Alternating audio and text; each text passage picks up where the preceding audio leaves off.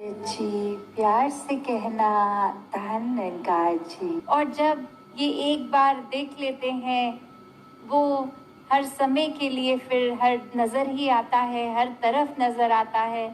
कैसे फिर मन में जितना ज़्यादा ये ठहराव बनता है इस परमात्मा का, मन उतना ही एक विशाल हो जाता है।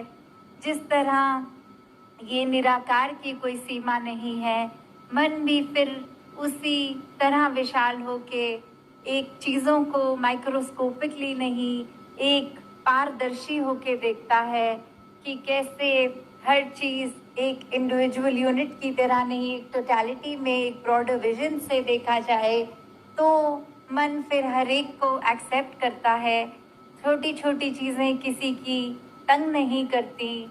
एक किसी का चाहे वो स्वभाव हो, एक किसी का फिर कोई वो और अन्य चीज़, मन हर एक को उसी दृष्टि से देखता है कि ये भी परमात्मा की रचना है। जिस तरह मैं हूँ, तो किस बात का एक दूसरे से नफरत, गिला और मन में एक ऐसे भाव आने।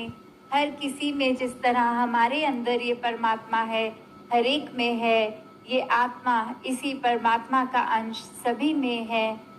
तो बात यही कि ये जीवन में आ गए हैं, तो अब ये जिज्ञासा कैसे लानी, क्योंकि एक पहले की बात अगर करें तो एक डिस्ट्रैक्शन रूप इतना ज़्यादा नहीं, हर किसी को कहीं ना कहीं हर समय वो खुद ब खुद जिज्ञासा आ जाती थी कि किस तरह इस परमात्मा को प्राप्त करें।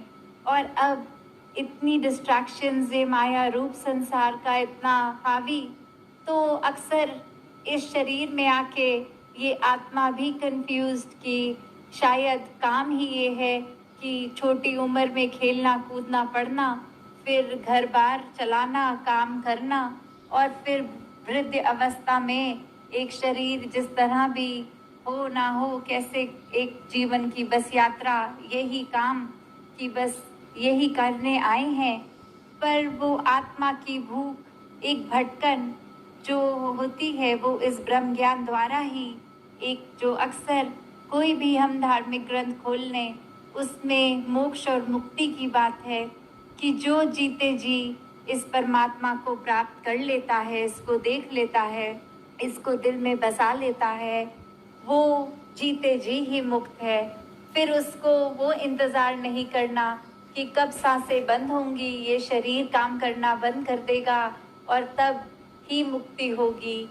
जिसने जीते जी मोक्ष प्राप्त कर लिया, उसने फिर निसंदेह एक आंखें बंद होने के बाद भी, मौत आने पर भी एक मोक्ष अपनी झोली में डाल लिया। क्योंकि ये बात वो नहीं कि शरीर का खेल है, ये तो आत्मा ने एक टेम्पररी घर, जब तक साल जितने जीवन के, तो ये शरीर को बना लिया है। पर इस आत्मा की एग्जिस्टेंस तो इस शरीर से ऊपर है। तो कैसे जीते जी भी इस तरह ही एक जिज्ञासा इस परमात्मा को प्राप्त करने की, जैसे ये कहानी दासी अक्सर सुनाती है कि एक कोई व्यक्ति अपने गुरु से बात रखकर कि मुझे बहुत जिज्ञासा है परमात्मा की प्राप्ति करके अपना जीवन जीते जी मुक्त कर लूं, और वहीं वो गुरु पानी के अंदर उसका मुंह डाल के रख दे काफ़ी देर, और थोड़ी देर बाद जब निकाला तो वो खांसियाँ, ठसके और सांस को अपनी उखड़ी उखड़ी को वापस नॉर्मलाइज करने की कोशिश। और फिर वो गुरु सवाल करते हैं कि जब पानी में सांस नहीं आ रही थी, तो सबसे ज़्यादा इच्छा किस चीज़ की थी? और वो इंसान बोलता कि तब बस यही कि किसी तरह सांस आए, ये बेचैनी रुक जाए। और वहीं वो गुरु समझाते हैं कि इस प्रभु परमात्मा की प्राप्ति उस तरह होनी चाहिए जैसे आपकी इच्छा थी उस समय की, और कुछ ना मिले तो भी चलेगा, बस सांस मिल जाए। तो जब वैसी इच्छा इस परमात्मा की प्राप्त करने की हो, वो ही असली क्यूरियोसिटी है, वही जिज्ञासा है जो हर एक में होनी चाहिए कि जीवन में कुछ हो ना हो, बस ये परमात्मा हो। वो बात की जब इच्छा होती है, तो फिर इस निराकार ने वो साधन भी बख्शे हैं कि ये प्राप्ति पूर्ण हो जाए, इसीलिए अगले दिनों में आपके चरणों में रख देगी। सात संगत जी, धन निरंकार जी। सात संगत जी प्यार से कहना धन निरंकार जी। सात संगत जी एक दासी कहानी सास और बहू के बारे में रखने जा रही है। आप जी के चरणों में कृपा करना। सात संगत जी, एक घर में सास और बहू में बहुत अधिक तू मैं होती रहती थी। सास संगत जी, घर में कलह बढ़ता ही जा रहा था।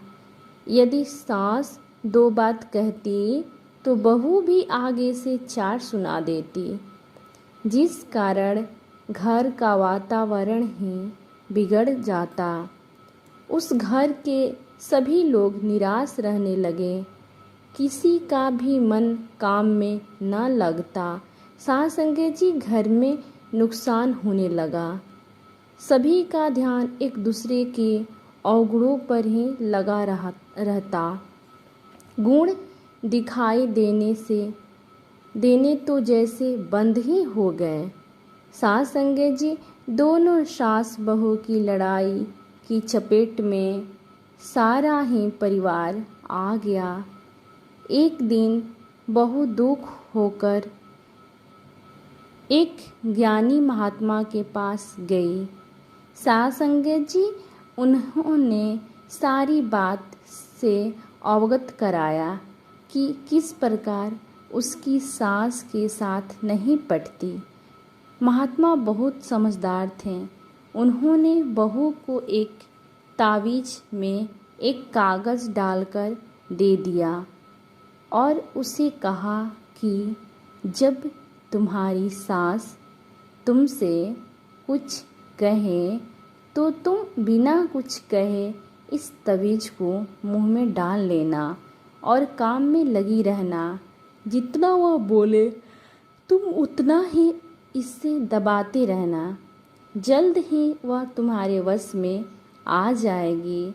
सास संगत जी, बहू ने वैसा ही किया। जब भी सास बोलती, बहू उस तवीज को मुंह में दबा लेती।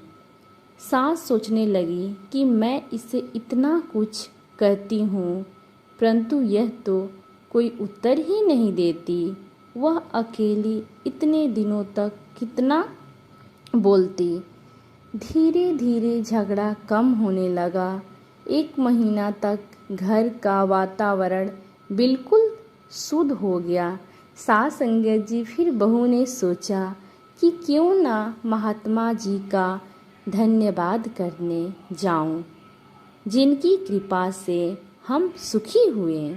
सास संगत जी, वह महात्मा के पास गई और बोली, आपकी बड़ी कृपा हुई।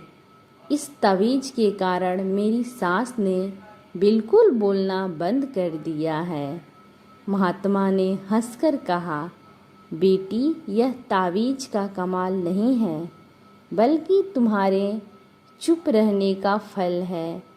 यदि मैं तुमसे कहता कि तुम अपनी सास के सामने चुप रहो तो क्या मेरी बात मानते? इसलिए मैंने एक कोरा कागज़ तावीज में डालकर दिया, जिसके कारण तुम चुप रही। सास संगत जी,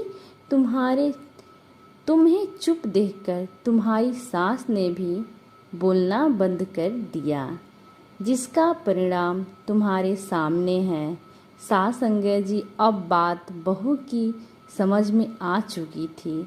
उसके घर की शांति को बनाए रखने का प्रण लिया और महात्मा को धन्यवाद देकर वापस आ गई। सास संगत जी, प्यार से कहना धन निरंकार जी।